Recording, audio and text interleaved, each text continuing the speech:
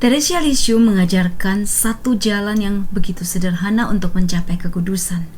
Jalan ini dapat dilakukan oleh semua orang, bahkan orang yang sangat sederhana sekalipun, yang mungkin tidak akan pernah dikenal oleh orang lain kecuali orang di dalam keluarganya sendiri. Karena dia mungkin seorang ibu rumah tangga yang tidak bekerja, yang mulai pagi sampai dengan malam hanya untuk melayani keluarga.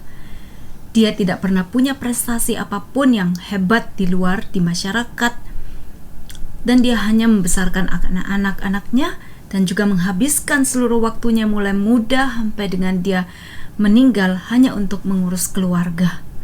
Namun ketika apapun yang dia lakukan ini, dia lakukan karena dia mengasihi keluarganya sebagaimana dia mengasihi Tuhan. Ini akan menjadi suatu jalan kekudusan yang sangat besar di hadapan Tuhan.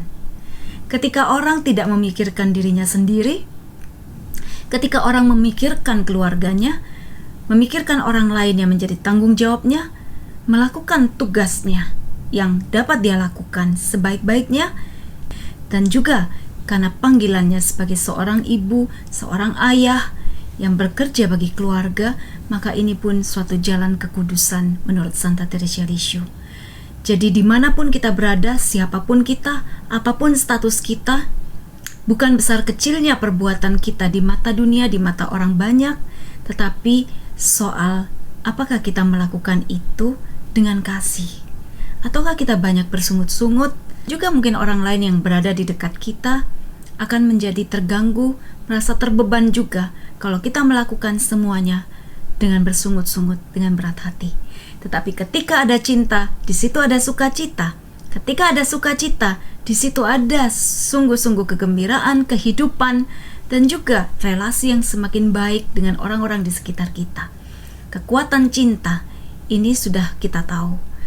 Cinta berasal dari Sang Cinta itu sendiri. Oleh sebab itu mohonlah kepada Tuhan untuk terus Tuhan tambahkan iman kita, harapan kita, dan cinta kita yang terus berkobar-kobar kepada Tuhan, supaya di dalam setiap keadaan yang paling sulit pun yang kita alami di pekerjaan, di rumah tangga, dalam ekonomi, dalam relasi, cinta itu menjadi suatu kekuatan yang terus menopang, dan kita bisa melalui setiap saat yang sulit karena cinta kepada Tuhan.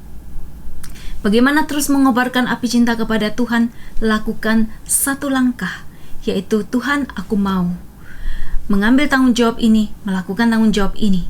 Walaupun aku tidak mampu, aku berat, aku malas, aku jengkel, aku sedang marah. Tetapi ketika kita mau bertekun, mengambil satu langkah iman, berseru kepada Tuhan, tolong aku, maka disitulah kita akan maju di dalam hidup rohani.